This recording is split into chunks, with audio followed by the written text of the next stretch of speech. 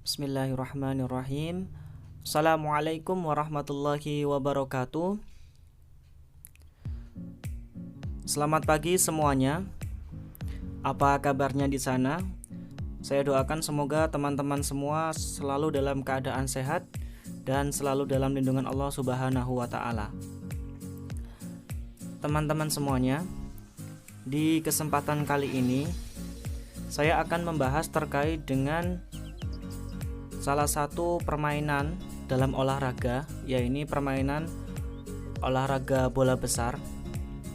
Untuk materi yang nanti saya akan bahas terkait dengan olahraga sepak bola. Jadi, dalam olahraga permainan bola besar itu terbagi menjadi beberapa jenis olahraga saja. Yang saya presentasikan di sini tidak semuanya, namun saya hanya mengambil contoh beberapa saja olahraga permainan bola besar. Yang pertama adalah bola voli, kemudian bola basket, kemudian futsal, kemudian sepak takraw, rugby, dan handball. Kemudian yang terakhir adalah sepak bola. Nah, di kesempatan kali ini saya akan memberikan sedikit materi terkait dengan sepak bola, meliputi sejarahnya dan sebagainya. Yang pertama, pengertian sepak bola. Sepak bola merupakan salah satu jenis permainan bola besar yang dimainkan secara beregu. Pemain dalam sepak bola berjumlah 11 orang atau biasa kita sebut dengan kesebelasan. Lalu sebenarnya apa tujuan dari permainan sepak bola? Tujuan dari permainan sepak bola yaitu memasukkan bola ke gawang lawan sebanyak mungkin dan menahan atau menghalangi bola lawan supaya tidak masuk ke gawang kita. Jadi pada umumnya permainan sepak bola ditentukan yang menang atau kalah berdasarkan jumlah bola yang masuk ke gawang. Dalam artian ke gawang lawan. Semakin banyak kita memasukkan bola ke gawang lawan, maka bisa jadi kita sebagai tim yang menang. Sementara apabila gol yang kita cetak ke gawang lawan itu sedikit, maka kita bisa dikatakan sebagai tim yang kalah. Seperti itu kurang lebihnya. Lalu dalam permainan sepak bola itu ada beberapa teknik dasar yang harus dipelajari sebagai seorang pemain sepak bola. Yang pertama yaitu menendang atau biasa kita sebut dengan shooting. Teman-teman juga boleh menyebutkan dengan kicking ya. Jadi teman-teman boleh menyebutnya shooting ataupun kicking. Itu untuk yang teknik dasar yang pertama. Kemudian untuk teknik dasar yang kedua itu adalah menggiring. Menggiring dalam bahasa Inggris bisa disebut dengan dribbling. Kemudian teknik dasar yang ketiga yaitu mengontrol atau controlling. Kemudian yang keempat itu menyundul atau heading. Kelima yaitu mengumpan atau biasa dikenal sebagai passing. Dan yang keenam adalah lemparan ke dalam atau throw in. Jadi itu adalah beberapa teknik dasar yang akan kita juga bahas nanti di slide selanjutnya. Sebelum kita masuk ke teknik dasar, kita cari tahu dulu atau kita mengenal dulu bagaimana sejarah singkatnya sepak bola berada. Jadi, sejarah sepak bola dimulai sejak abad kedua dan ketiga sebelum Masehi, tepatnya di Tiongkok pada masa dinasti Han. Pada saat itu, sepak bola dimainkan untuk melatih fisik para tentara, sekaligus menjadi hiburan ketika perayaan ulang tahun kaisar. Bola yang digunakan pada saat itu terbuat dari usus dan kulit binatang. Sepak bola modern pertama kali berkembang di Inggris. Permainan sepak bola yang dimainkan di Inggris menetapkan peraturan-peraturan dasar dalam sepak bola. Pada tahun 1365, Raja Edward III melarang olahraga sepak bola karena banyak menimbulkan kekerasan selama pertandingan.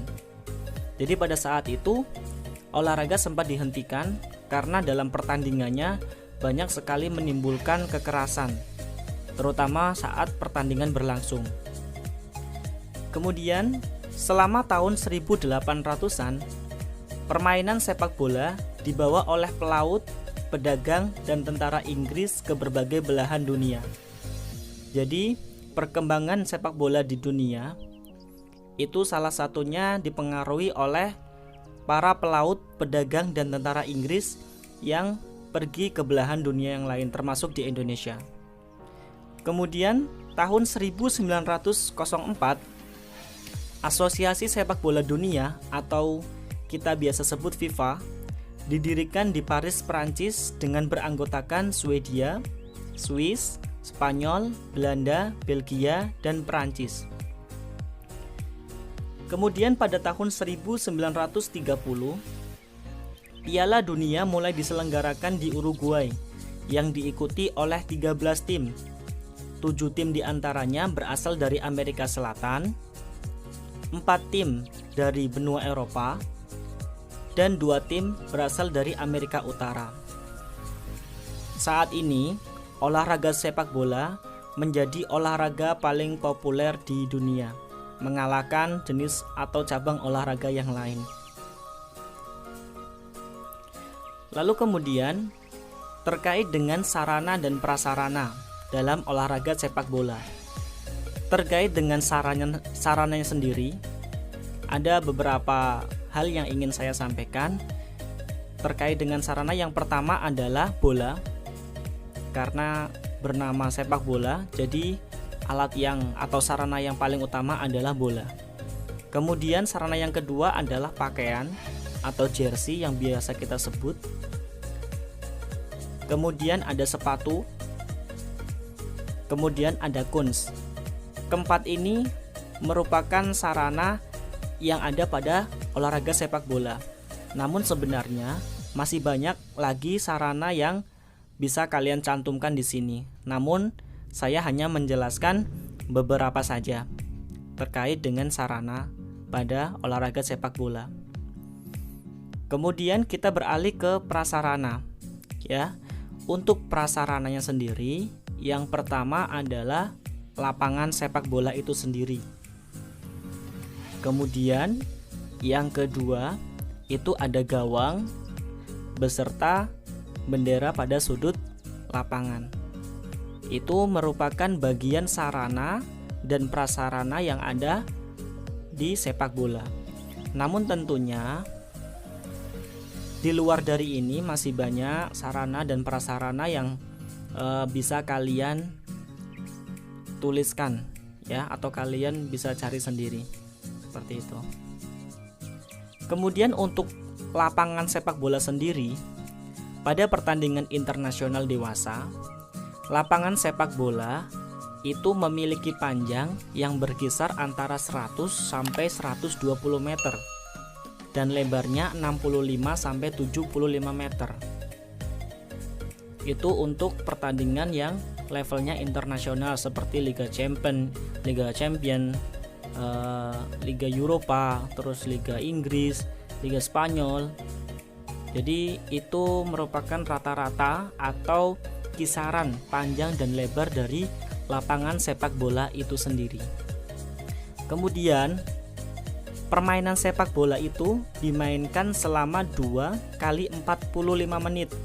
Jadi dalam artian satu babaknya itu dimainkan selama 45 menit. Kemudian ditambah istirahat selama 15 menit. Jadi di antara babak pertama dan babak kedua itu ada jeda istirahat dan waktunya yaitu sekitar 15 menitan. Kemudian jika pertandingan menghasilkan gol ataupun kedudukan yang sama, maka akan ada perpanjangan waktu selama 2 kali 15 menit.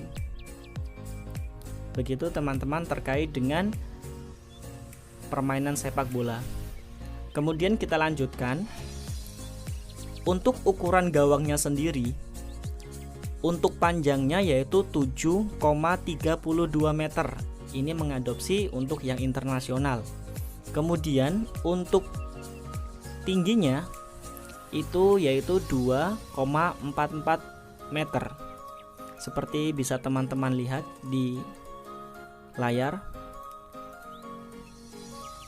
Panjang dan tingginya seperti itu. Untuk jenis bola, jadi dalam pertandingan resmi atau pertandingan yang diselenggarakan FIFA, untuk bola yang digunakan juga bukan bola sembarangan. Dalam artian ukurannya boleh kecil ataupun sangat besar. Namun ada standarisasinya terkait dengan bola yang digunakan. Untuk jenisnya, bola terbuat dari kulit atau bahan lain yang dapat digunakan. Jadi untuk kulitnya sendiri atau untuk bahannya sendiri dari bola itu biasa menggunakan kulit atau bahan yang lain. Kemudian untuk kelilingnya sendiri, keliling bola itu sekitar 68 sampai 71 cm. Kemudian tekanan dari bola itu sendiri 0,60 sampai 0,70 atm. Kemudian untuk berat bola sendiri sekitar 396 sampai 453 gram. Itu adalah standarisasi untuk pertandingan bola atau bola yang digunakan di pertandingan resmi. Seperti yang dipertandingkan di Piala Dunia, Liga Champions ataupun liga-liga top di Eropa sana, termasuk di Indonesia. Di awal tadi kita telah menyebutkan beberapa teknik dasar dari sepak bola itu sendiri. Ada sekitar 6 teknik dasar yang akan kita pelajari. Untuk teknik dasar yang pertama yaitu menendang. Jadi menendang itu dalam sepak bola dibagi menjadi beberapa bagian. Yang pertama menggunakan kaki bagian dalam, kemudian menggunakan punggung kaki atau biasa kalian sebut dengan kura-kura kaki, itu boleh. Atau kalian dan yang ketiga adalah kaki bagian luar. Jadi saya ulangi, menendang itu dibagi menjadi 3 bagian: kaki bagian dalam, punggung kaki, dan kaki bagian luar. Untuk kaki bagian dalam bisa kalian lihat, jadi perkenaannya nanti berada di sisi samping jempol kaki kalian. Itu adalah bagian dalam. Ya. Sekali lagi, untuk perkenaan bolanya berada di sisi jempol kalian, jempol kaki. Perkenaan kaki dengan bola itu disebut kaki bagian dalam. Sementara untuk menendang menggunakan punggung kaki, berarti bagian kaki yang digunakan adalah bagian atas atau bagian telapak kaki bagian atas. Bisa kalian sebut punggung kaki. Itu untuk perkenaan berkaitan dengan kaki dan bolanya. Kemudian kaki bagian luar, ya, bisa kalian lihat di gambar yang ketiga. Jadi perkenaannya bola berada di bagian luar kaki. Kemudian untuk teknik yang kedua, menggiring. Jadi menggiring itu terbagi menjadi 3 bagian. Sama seperti menendang tadi, menggiring dibagi menjadi 3. Yang pertama menggiring bola dengan kaki bagian dalam. Yang kedua, menggiring bola dengan kaki bagian luar. Dan yang ketiga, menggiring bola dengan punggung kaki. Ini adalah ketiga jenis yang umumnya dipakai para pemain sepak bola ketika mereka menggiring bola. Yang berikutnya yaitu mengontrol. Teknik mengontrol. Teknik mengontrol itu dibagi menjadi 4 bagian. Yang pertama menggunakan kaki bagian dalam. Jadi ketika bola datang, perkenaannya nanti akan berada di sisi samping jempol kalian, jempol kaki kalian.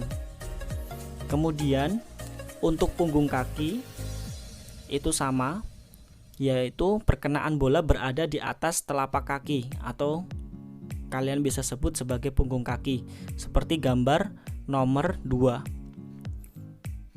Kemudian yang ketiga yaitu kaki bagian luar. Sama seperti menendang tadi atau gambar yang sebelumnya, kaki bagian luar berarti berada di sisi luar dari kaki kita. Dan yang keempat yaitu telapak kaki atau berada di bawah telapak kaki kita untuk perkenaan bolanya. Itu adalah teknik dasar mengontrol yang terbagi menjadi 4 bagian. Kemudian menyundul atau heading. Jadi teknik yang berikutnya adalah menyundul. Menyundul juga dibagi menjadi beberapa bagian. Menyundul yang pertama, menyundul bola tanpa melompat. Kemudian menyundul sambil melompat dan menyundul sambil melompat namun dari arah samping. Perkenaan bolanya pun bisa sama di bagian kepala, namun untuk arah datangnya bola itu menyesuaikan.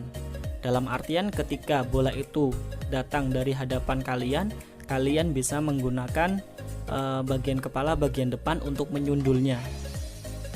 Kemudian kalian juga bisa menggunakan bagian samping kalian ketika memang bola datang dari arah samping badan kalian. Kalian bisa lihat pada gambar seperti itu, terbagi menjadi 3 bagian terkait dengan teknik menyundul.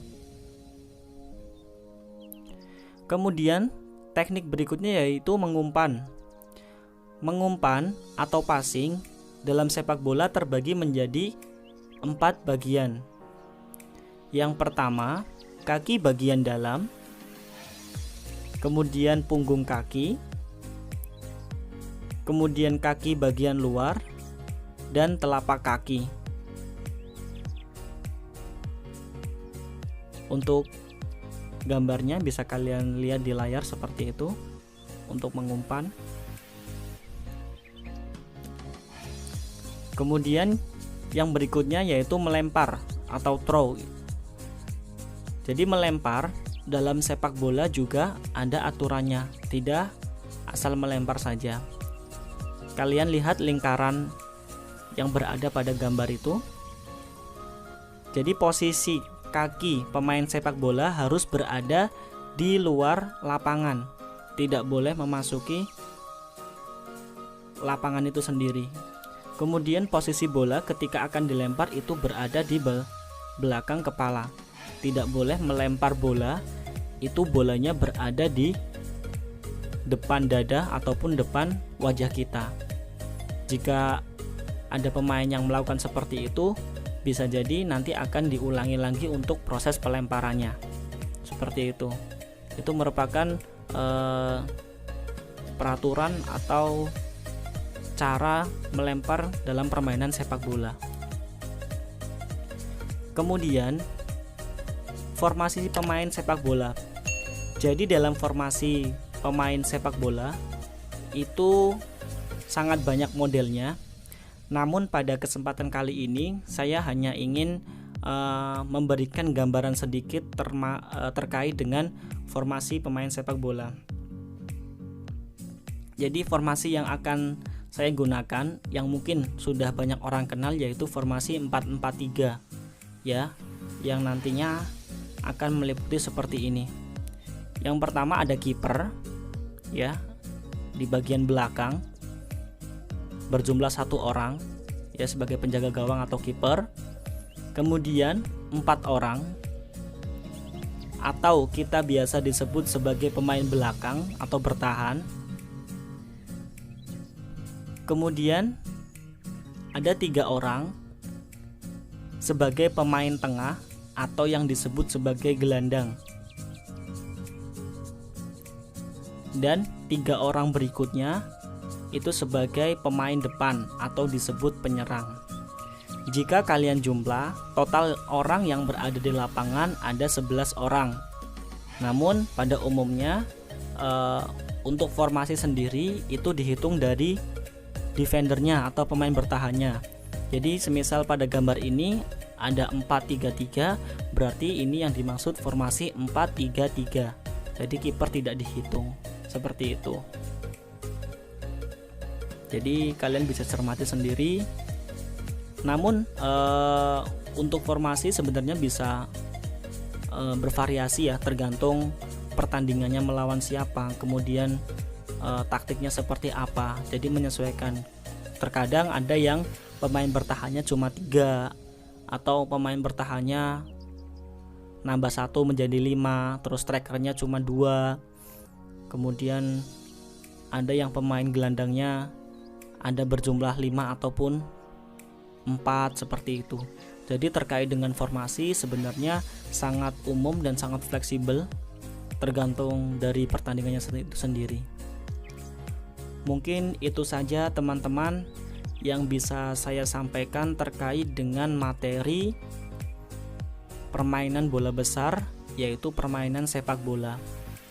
Semoga yang saya berikan ini bisa bermanfaat buat teman-teman semuanya dan dapat dipahami oleh teman-teman semuanya, dan bisa untuk belajar teman-teman di rumah. Tentunya dalam video yang saya buat ini banyak kekurangannya, maka dari itu saya memohon maaf dan terima kasih sudah menonton videonya, dan saya harap bantu untuk subscribe